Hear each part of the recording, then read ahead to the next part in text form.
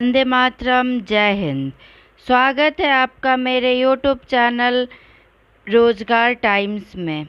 हम आपको अपने रोज़गार टाइम्स के जरिए पीएम किसान सम्मान निधि योजना के बारे में एक नई अपडेट लेकर सामने आ रही हूँ।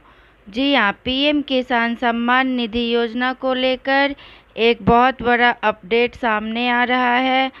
और वह क्या अपडेट है, चलिए जानते हैं। क्या पीएम किसान योजना के तहत इस बार 23वीं किस्त जारी होनी है, लेकिन क्या इस किस्त के तहत मिलने वाले 2,000 रुपये आपके बैंक खाते में आएंगे? जी हाँ, क्या आपको पीएम किसान योजना के जरिए जो आपको 2,000 रुपये की आर्थिक सहायता मिलती है, क्या वह इस बार आपको मिलेगी? और क्या वह पैसा बिना किसी रुकावट के आपके खाते में आएंगे? अगर आपको जानना है तो आप मेरे इस वीडियो को अंत तक ज़रूर देखें।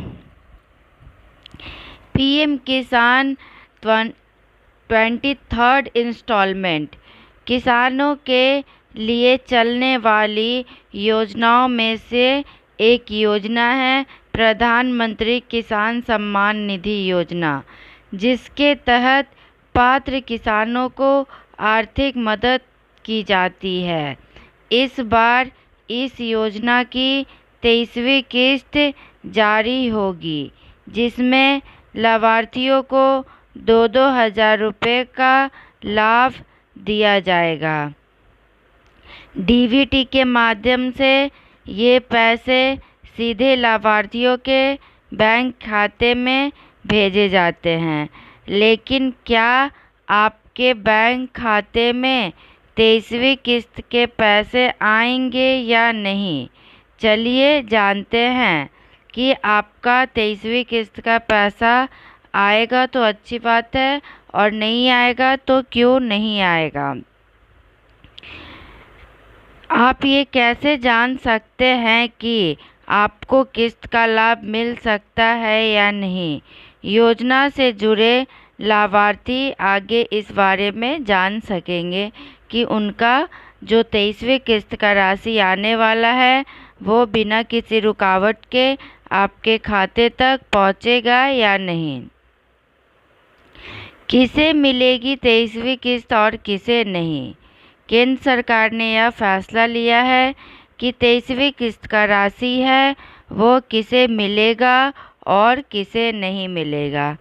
आपको 23वीं किस्त का लाभ मिलेगा या नहीं, इस बात पर निर्भर करता है कि आपने योजना के तहत आने वाले पूरे काम किए हैं या नहीं।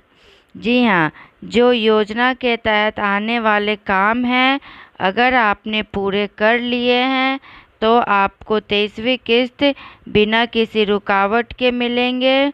अगर नहीं किए हैं तो आपको 23वीं किस्त मिलने में देर हो सकती है।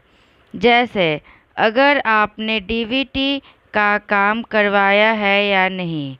जी हाँ, आपने अगर डीबीटी का काम करवा लिया है तो आपके खाते में 23वीं किस्त की राशि बिना किसी रुकावट के पहुंच जाएगी। अगर नहीं करवाया है तो आपको 23वीं किस्त मिलने में देर हो सकती है। दरअसल केंद्र सरकार डीबीटी के माध्यम से लाभार्थियों के बैंक खाते में किस्त के पैसे ट्रांसफ़र करती है। जो आपका किस्त यानी कि 23वीं किस्त का पैसा है वह डीबीटी के माध्यम से आपके खाते में भेजी जाती है। और ऐसे में ज़रूरी है कि आपके बैंक खाता में भी डीबीटी का विकल्प ऑन हो। अगर ऐसा नहीं है तो आप किस्त के लाभ से वंचित रह सकते हैं।